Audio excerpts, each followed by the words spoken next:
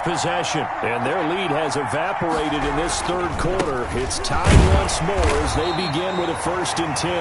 And not much to speak of. Call it a 1-yard gain up to the 26. Sometimes with the running game, you've just got to stick with it. Look, it's the third quarter, no time to panic. But that also doesn't mean you just do it the same way you've been doing it the entire ball game. Maybe change up some blocking assignments or run a few different plays, but stay with the overall essence of the running game. You and I watched film yesterday, and you told me to watch his feet. Well, for whatever reason, his footwork just looked off on that throw. And you always love it when the next defensive back talks quarterback mechanics, right? Well, but you're good at it. Well, I try, all right? I don't know how good I am, but it doesn't take much to tell. His mechanics are off a little bit, exactly what you described. Footwork, that led to the incompletion. After an incomplete pass on 2nd down, that'll leave him trying to convert on 3rd and 9.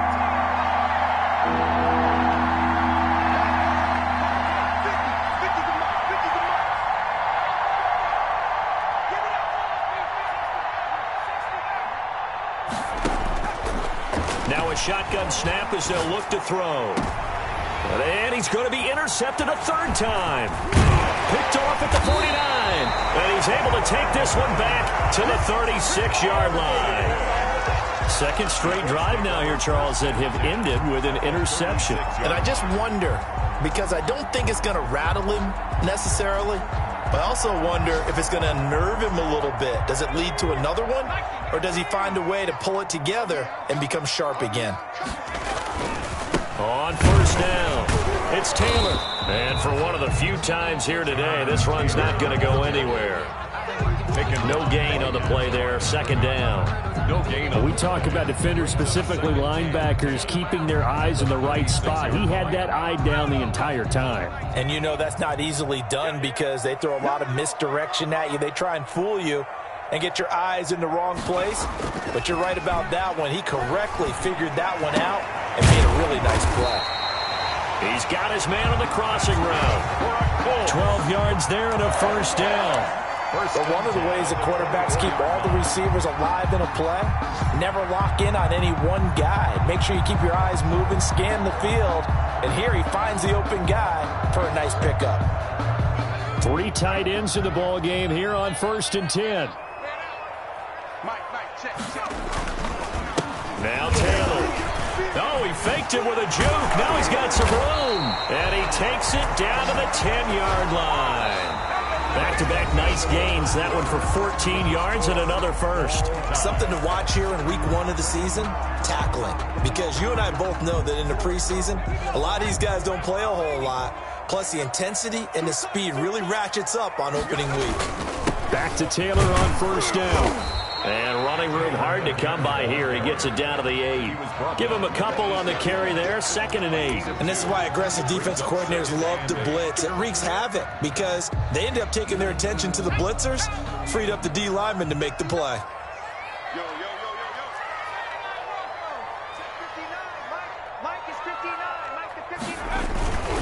They run with Taylor, and maybe a measure of revenge there. He's had his way in this one, but this time they get him behind the line. They'll wind up losing 3 yards here, and that's going to lead to a 3rd and 11.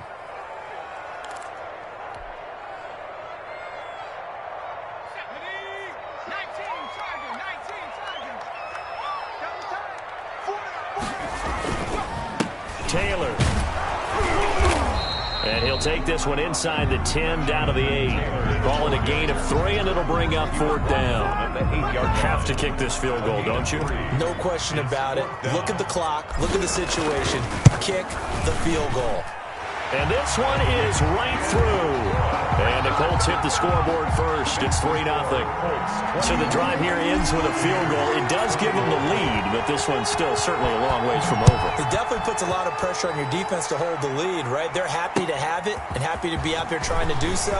But I know as a former player, in the back of their mind, they're thinking, why don't you score the touchdown and seal this thing? Their own 25-yard line.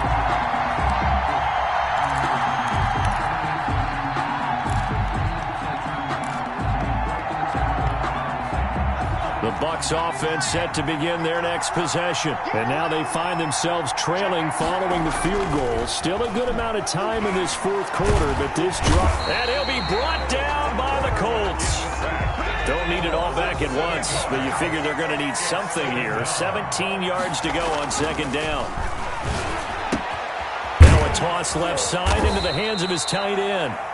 They get 14 back, but it leads now to a third down. And that was yardage that they needed there after the sack on first down. They didn't get all of it back, but now they look at third down as a manageable situation, one that they have a much better chance of picking up.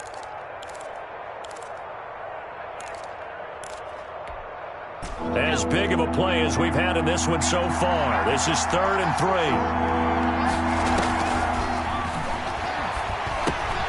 The open man is Shark. It's complete.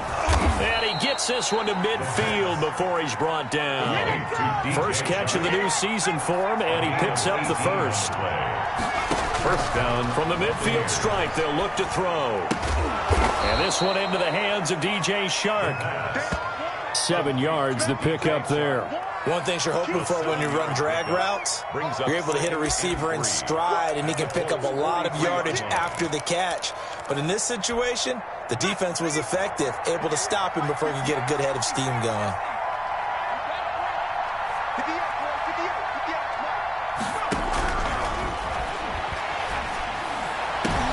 And, a crusher there as it's intercepted. Picked off at the 23. And he will bring this all the way back out to midfield. Yes, folks, that is his 3rd interception, and I'm going to use one of the most overused phrases in football. He's a ball-hawking safety. I love the way that you called for the shot there. That's perfect, though, because there is something to that. Being a safety often allows you freedom to roam around a defense, maybe not a specific assignment. Today, his assignment, find the football, and he's done so quite well.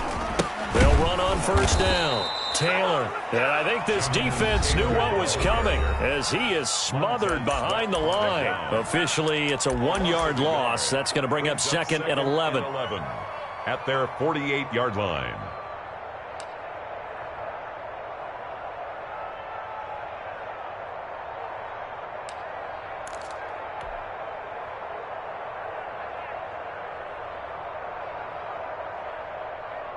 A loss of a yard there to start out. That leads to a 2nd and 11.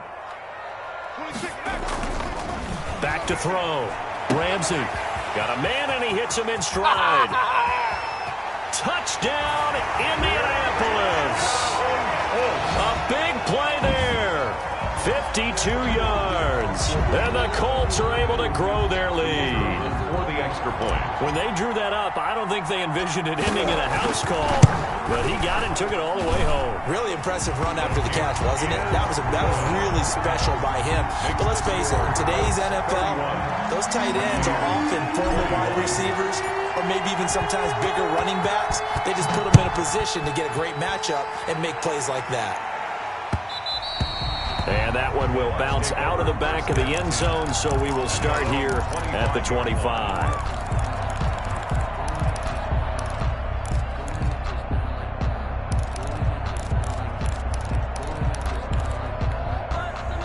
The Bucs offense set to begin their next possession. And in enemy territory last time through the interception. We'll see what they do on this drive. Can't wait to see how it alters what they decide to do in play calling. Under pressure, and down he goes. Yetur Gross-Matos able to get him for a loss of about 3. It's 2nd down. So it's Buccaneer football as we welcome you back. And let's see what they've come up with offensively after having time to talk it over. Now left side on the swing pass. That'll be a pickup of 10 as they try to recover from this 10-point deficit. A gain of 10 yards. And it's 3rd down.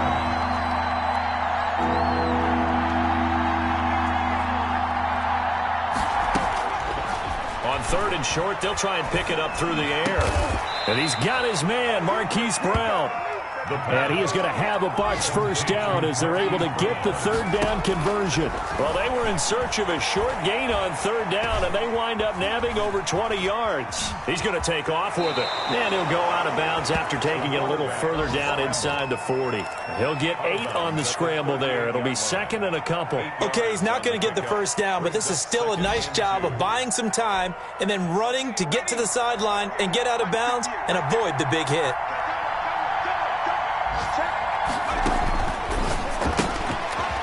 And he's going to find his man out of the backfield. That's complete.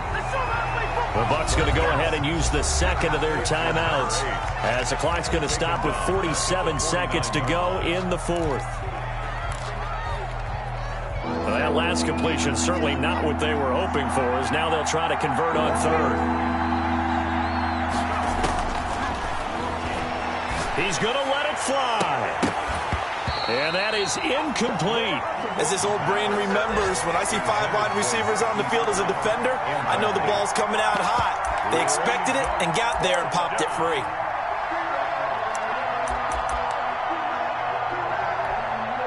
And they're indeed going to go for it here on fourth down.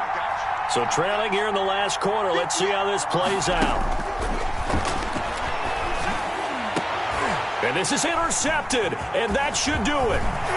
Picked off at the 28, and the return stops at the 39-yard line. Boy, what a turnaround. They exited the lockers with a nice lead, and now all of this. What's happened? So when you start to write your novel, you'll start out with, it was a tale of two halves, won't you? Right, but I'm a bad writer. I don't know exactly what happened, because sometimes teams can go in with a lead and get too comfortable, too relaxed, and a couple of things go wrong, and it's hard to get back that good feeling. The Indy offense at the line and set to go. And this one all over but the shouting, you might say. Now, there's one timeout remaining defensively, but probably no real need to use it here. Yeah, the only time they would use it, strictly for pride. And really an excellent run. Sidestepping tacklers on his way to a pickup of 8. Charles, why didn't they just take the knee there? You're asking the question that I'm asking as well, because we've seen a lot of football where coaches decide maybe they get a little greedy. I don't know if they're doing it for stats or for what reason. We've seen it happen in college. How about in the NFL? The miracle of the Meadowlands. All they had to do was take a knee and the game was over. The Giants ran it one more time. Ball popped free. Philadelphia picks it up and wins the game. What year was that?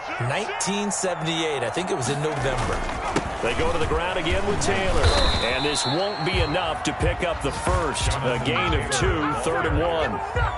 Tackle made at his 48-yard line. A 2-yard pickup brings up 3rd and 1.